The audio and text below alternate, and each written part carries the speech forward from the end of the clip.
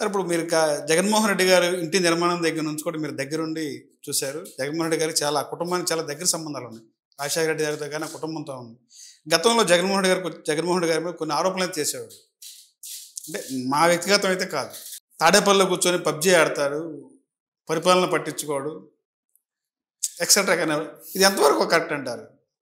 ఒకటి అంటే ఈ విషయం అనేది ప్రజలకు తెలియాలి, ఆ ఉద్దేశం మమ్మల్ని. ఇప్పుడు పబ్జీలు ఆడటం ఏంటంటే అసలు అదేంటో కూడా తెలియదు.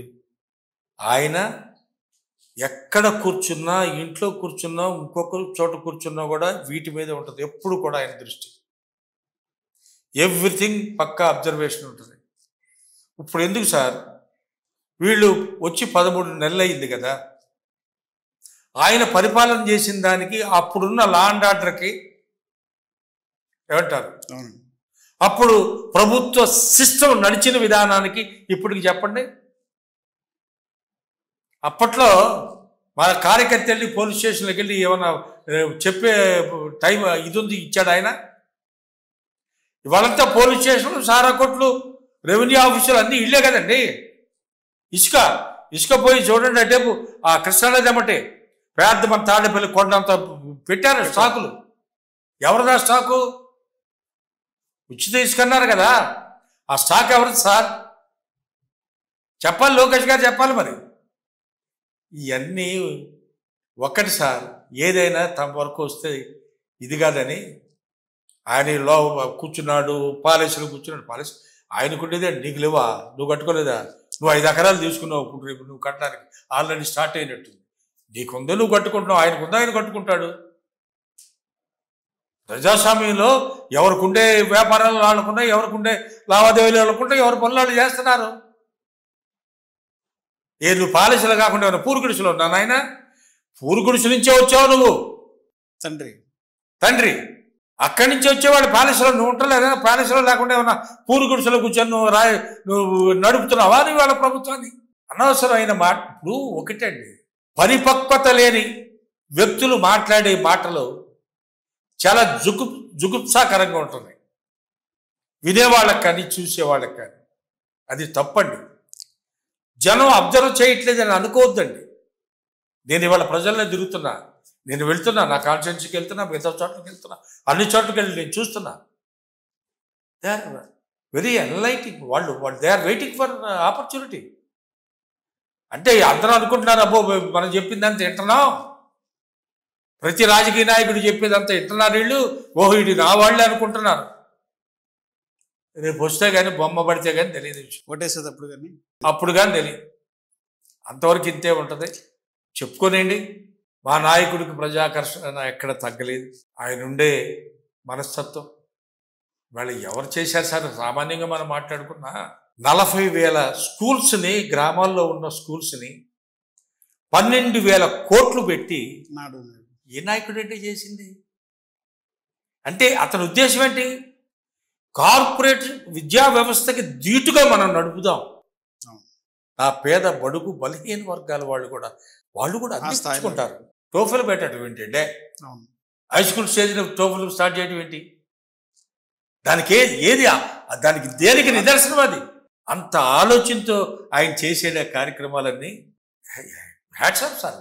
అంటే నేను ఈ పార్టీలో ఉంటున్నాను లేకుంటే ఇదని కదా, అసలు వ్యవస్థని, ఈ ప్రజాస్వామ్యంలో ఉన్న ఈ సిస్టాన్ని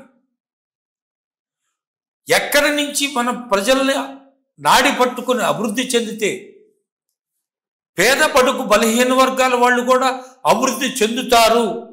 చదువు ఉంటేనేగా, దాని మీదే కదా ఆయన బోల్డ్ ఎంత ఖర్చు ఫోకస్ పెట్టింది, దాని మీద ఫోకస్ పెట్టింది. చాలా గొప్ప స్కీములు కదా, ఎక్కడ ఆగిపోయినాయి. ఈయన ఏదో చెబుతున్నాడు, రోజుకోడు చెబుతున్నాడు, ఎవడికి అర్థం కాదు, ఆయనకు అర్థం కాదు. మరి ఈ రోజున కూటమి ప్రభుత్వం వచ్చిన తర్వాత అదే ప్రైవేట్ ప్రభుత్వ పాఠశాలలో సన్నబియ్యంతో అన్నం ఫుడ్ పెడతామని చెప్తున్నారు. ఎక్కడ సన్నబియ్యం? మొన్న వాళ్ళ మంత్రి చూశారుగా, ఆ సన్నబియ్యంలోనే ఏదో బతుకే అంటున్నారు కదా సార్. మరి ఆడకే తీరాలి, తినే పిల్లల్ని అడిగితే చూస్తారు. ఇప్పుడు వీళ్ళవన్నీ కూడా మసిపూసి మారేడుకాయ చేయటమే కానండి, ఏమి లేదు. 5 ఏళ్ళు ఇట్లాగే గడుపుకొని ఏదో వాళ్ళ బాధలు అయ్యేవాళ్ళు పడి వాళ్ళు 1,00,000 కోట్లకి ఇంకొద్దిగా యాడ్ చేసుకొని వాళ్ళ దీంట్లో వాళ్ళు ఉంటారు. సార్ వైసీపీ పార్టీ ఫామ్లో ఉన్నప్పుడు ఫ్రేమ్లోకి రాని వేమారెడ్డి గారు ఈరోజు వైసీపీ పార్టీ పూర్తిగా డౌన్ఫాల్ అయినప్పుడు వేమారెడ్డి గారికి మంగళగిరి ఇన్ఛార్జ్ ఇచ్చారు. ఆ గత ఐదేళ్ల కాలంలో ఎందుకు వేమారెడ్డి గారు అనే పర్సన్ బయటికి రాలేదు? బయటికి రాలేదు అనే విషయం ఏం కాదు. అంటే పార్టీలో మంగళగిరిలో జెండా పట్టుకునే నాయకుడు లేక ఈ రోజున వేమారెడ్డికి ఇచ్చారంటారా? అట్లానేం కాదు.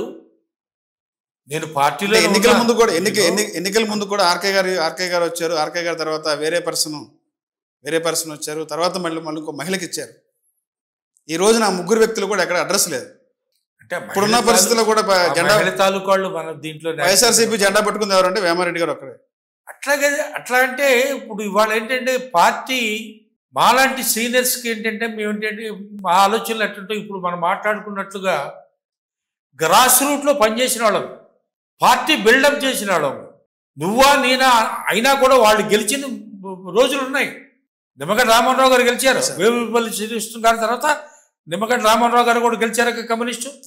అంత బలమైన కాన్ఫిడెన్స్ ఇది కమ్యూనిస్టులకి. అలాంటిది కాంగ్రెస్ వేవ్ తీసుకురావడానికి, దాని తర్వాత మన వైఎస్ఆర్ పార్టీ వేవ్ తీసుకురావడానికి మేము చాలా కష్టపడ్డాం. కింద లెవెల్ నుంచి వెళ్ళారు.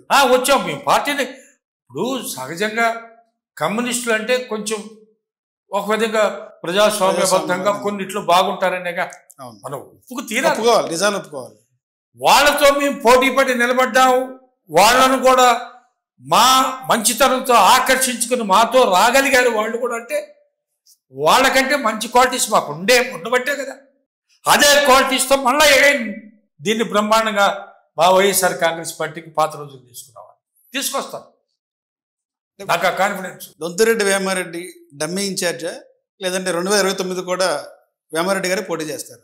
డెఫినెట్గా నేనే పోటీ చేస్తా. పక్కా కెమెరా రికార్డ్ అవుతుంది. అవునండి, అవుతుంది. నాకు తెలుసు కదా. 29 కూడా నేనే చేస్తా, సమస్య లేదు. మళ్ళీ డమ్మీ గిమ్మీ ఏం లేదు, నేనే చేస్తా అనుకున్నాం కూడా మేము. Yes, definitely I will contest. Lokesh తట్టుకోగలరా? బాగుంది, దేవుడు ఉన్నాయండి. నాకేంటి సార్, నాది నాకుంది. అంటే 90,000 మెజార్టీ వచ్చింది, ఇది ఒక చరిత్ర. ఇక మంగళగిరి టీడీపీ అడ్డా అంటున్నారు, పదే చెప్తారు. 90,000 ఏ నాటికి వస్తుందండి? ఇప్పుడు దీని వెనక చాలా ఉన్నాయి అంటున్నారు. మీరు ఎన్నో రాజకీయాలు చూశారు, చూశాను, ఎలక్షన్లు చూశాను. అందుకని నేను చెప్తున్నా, జరిగినాయి కొన్ని జరిగినాయి, తప్పప్పులు మాయి కొన్ని, ప్లస్ ఏదో భగవంతుడి సృష్టి వల్ల ఈ ఈవీఎంలు ఏదో అంటున్నారు. మరి వాళ్ళకి తెలియాలి, చేసిన వాళ్ళకి తెలియాలి. లేకుంటే ఏంటి మెజార్టీలు ఏంటి, ఈ రాజకీయాలు ఏంటి? లేదు, అదేం కాదు. తప్పనిసరిగా మాకుంది, మేము ఎదుర్కోగలం. ఎవరైనా కానివ్వండి, లోకేష్ గారు ఉంటారా, లేకపోతే ఇంకోటి ఉంటారా, లేకపోతే లోకేష్ గారు ఇంకో చోటుకి వెళ్తారా, అది వాళ్ళ ఇష్టం. వాళ్ళు ఎట్లా ఎవరన్నా కూడా మా కాన్ఫిడెన్స్లో మేము చేయాలి కదా. 29లో మంగళగిరి అభ్యర్థిగా వేమారెడ్డి గారు ఉంటారు. డెఫినెట్గా ఉంటారు.